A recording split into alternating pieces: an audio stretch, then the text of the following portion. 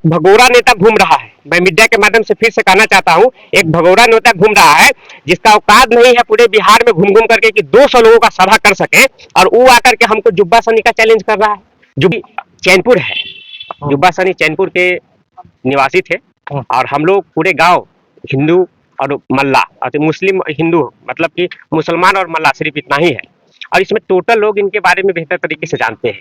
लेकिन पिछले दिनों से कुछ लोग आ करके और इनका कार्यक्रम कहीं भी कर रहा था, कहीं भी कर रहा था, उससे हम लोग का खुशी है कि देश में कोने कोने मनाइए, लेकिन इस गांव का नाम लेकर के कि चैनपुर यही है करके इनको यानी कि थोड़ा सा डाइवर्ट कर रहा है।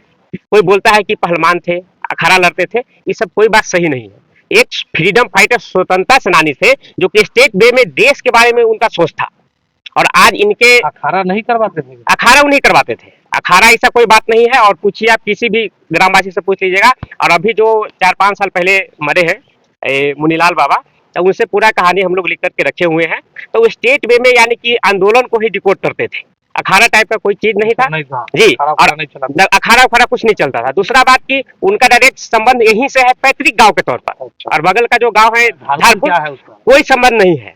अगर आप मूर्ति लगाना चाहते हैं तो आप कहीं भी लगा सकते हैं, देश में स्वतंत्र है, कोई लेना देना नहीं है। प्रतिमा केवल लगी, हाँ, प्रतिमा केवल लगी। फिजिकल रूप से इनका कोई एक्टिविटी धारपुर के साथ नहीं रहा है।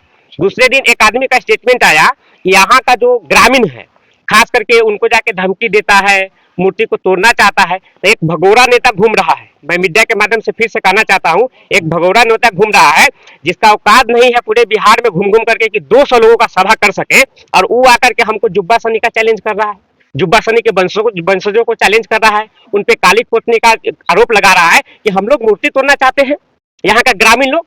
तो इसका जवाब उनको देना होगा।